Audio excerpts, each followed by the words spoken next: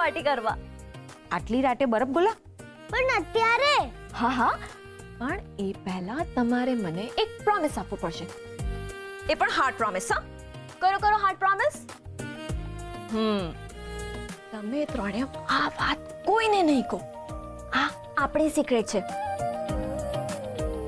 Promise. Anushree, જો નારાજ થઈને સૂઈ ગઈ. એ અનુશ્રી બેટા, જે થઈ ગયું એ વીતેલી કાલ હતી. હવે એને ભૂલીને આવનારી કાલનો વિચાર કરવો પડશે ને બેટા, જે હું જોઈ રહી છું. હવે તારા લગ્નના દિવસો આવી ગયા, આટલી નારાજ રહીશ તો કેમ ચાલશે બેટા? અનુશ્રી, આ ટેડી બેરને અનુશ્રી બનાવીને આટલી રાતે આ છોકરી ક્યાં જતી રહી? અનુશ્રી!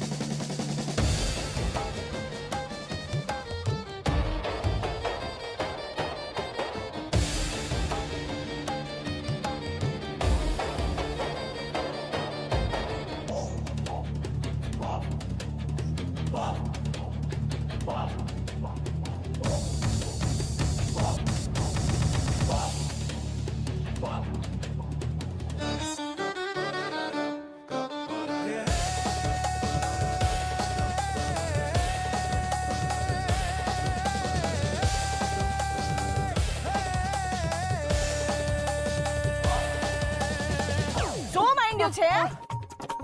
શું છે આ બધું? જોવે છો ગયા બધા? માડી ના ના, બહુ થયા. કંટાળી ગઈ છું હવે તારા બધા કારનામા ને તારી મનમાનીઓથી. આજે તો તારી હરખી ખબર લઉં છું. ચાલ ચાલ. અરે માડી વાળા હમણાં ખબર લઉં છું તારી. માડી કાન નહીં ખરી જાય તારો. રાડારાડ નહીં કરું. આ જો તમે ત્રણેય અહીંયા પાછળ રહેજે. આ ત્રણ અહીંયા. હવે પેલા મને ઈ કે આ બધું શું છે? માડી એ તો જેવા કર્મો કરે ને એવી સજા મળે. અચ્છા, એટલે હવે તું પોતે ભગવાન બજરંગબલી બની ગયો છે એમ કે લોકોની સજા નક્કી કરીને એમને આપી પણ દઈશ? હા, ના માડી, માફ કરો બજરંગબલી, હું થોડો બજરંગબલી બની શકું? હું તો એમનો સેવક છું. સેવક છે તો સેવક આવા કામ કરે. મારી સાંભળ તો ખરી. અરે તને નથી ખબર કે આ લોકોએ શું કર્યું ને?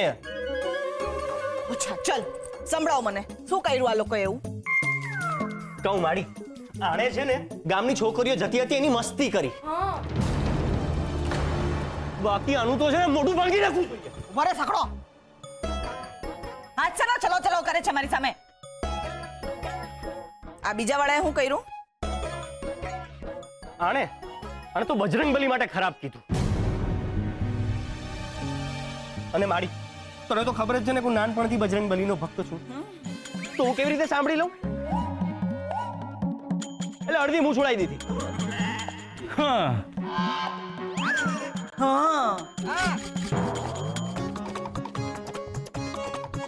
તને કીધું કયા વચ્ચે ડબકું મૂકવાનું?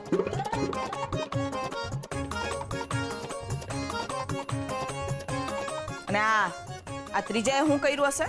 હું કહું? બોલો. આણે દત્તુને માવડિયો કયો. અનુશ્રી આજ તારા લગ્ન પડવા માટે આ સાડી પરફેક્ટ છે. આ ના ના, આ સાડી પણ મારે નથી પહેરવી. અનુશ્રી આ ટ્રેડિશનલ સાડી છે અને પપ્પાજીએ પણ તને આવી જ સાડી પહેરવાનું કહ્યું છે.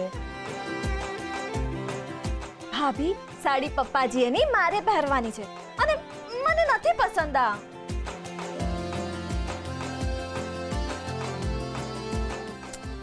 છેલ્લા અડધો કલાકમાં તે 50 સાડીઓ જોઈ લીધી. હવે તું એક સાડી સિલેક્ટ કર અને ફટાફટ તૈયાર થઈ જા.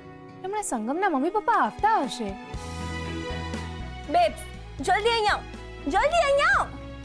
આજો 53rd સાડી. આ તો તને ડેમ શ્યોર ગમશે જ. અનન્યા, મને નહોતી ખબર કે તારી ચોઈસ આટલી ખરાબ છે. વેઇટ મારી સિસ્ટરને હું જે સાડી દેખાડીશ ને એના બ્રોની ચોઈસ એને ગમશે જ.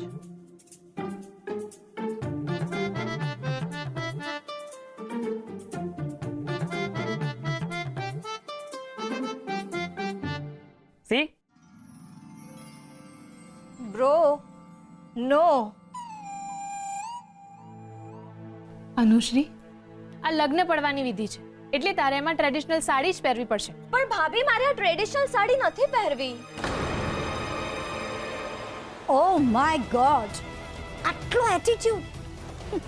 અત્યાર સુધી મને એમ હતું કે મામાએ માથે ચડાવી છે, પણ તમે લોકો પણ કઈ ઓછા નથી.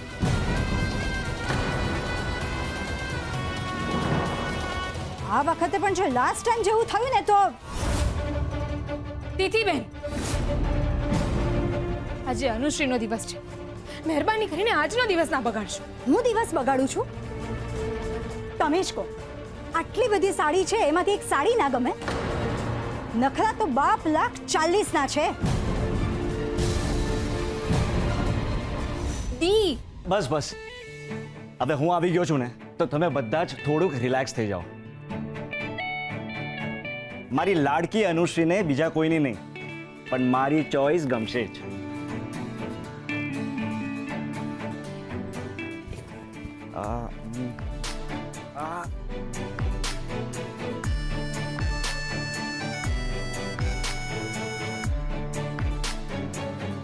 લુક એટ ધીસ અનુશ્રી, મેં તારા માટે આ સાડી ચોઈસ કરી છે. વાહ બિગ બી, આ સાડી તો અત્યાર સુધીની સૌથી ખરાબમાં ખરાબ સાડી છે.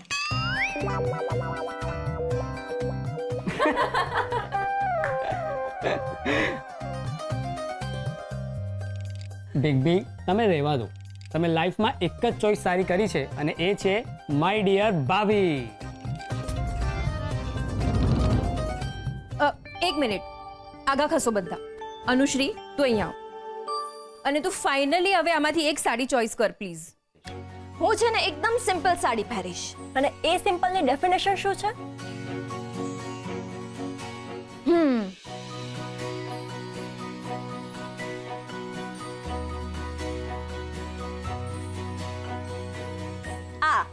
હું આ સાડી પહેરીશ. આ સાડી? અરે આ તો એકદમ જ સિમ્પલ સાડી છે. અનુશ્રી, આજે તારો દિવસ છે ને, અને તારે સૌથી બ્યુટીફુલ દેખાવાનું છે. હા, તું દેખાવાની શી જરૂર છે? હું છું જ બ્યુટીફુલ.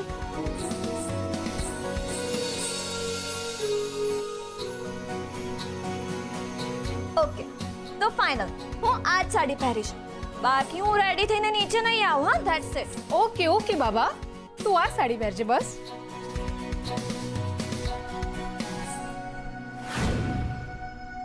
હા, આવો.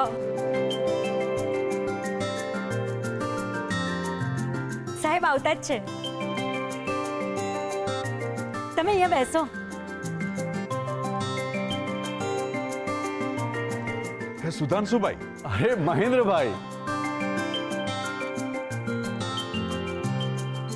કેમ છો? મજામાં. કેમ છો અંકલ? અરે ગોડ બ્લેસ યુ બેટા. Thank you. તમે બેસો ને. હા.